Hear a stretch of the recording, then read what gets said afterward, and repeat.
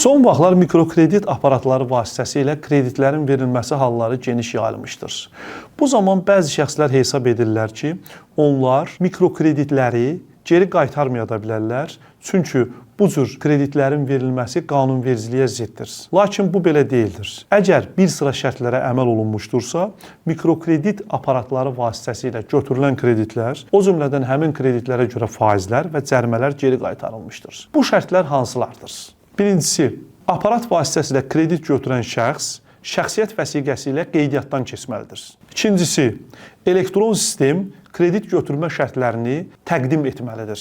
Üçüncüsü, kredit alan şəxs bu şərtləri qəbul edib pulu götürməlidir. Bu şərtlərə əməl olunmuşdursa, kredit götürən şəxslər diqqətli olmalıdırlar. Bilməlidirlər ki, onlar həm götürdükləri əsas borcu, həm onların faizlərini və cərimələrini geri qaytaracaqlar və kredit verən təşkilatlar bu barədə məhkəmədə iddia qaldıra bilərlər və verilən kreditin eyni zamanda onların faizlərinin və cərimələrinin ödənilməsini tələb edə bilərlər.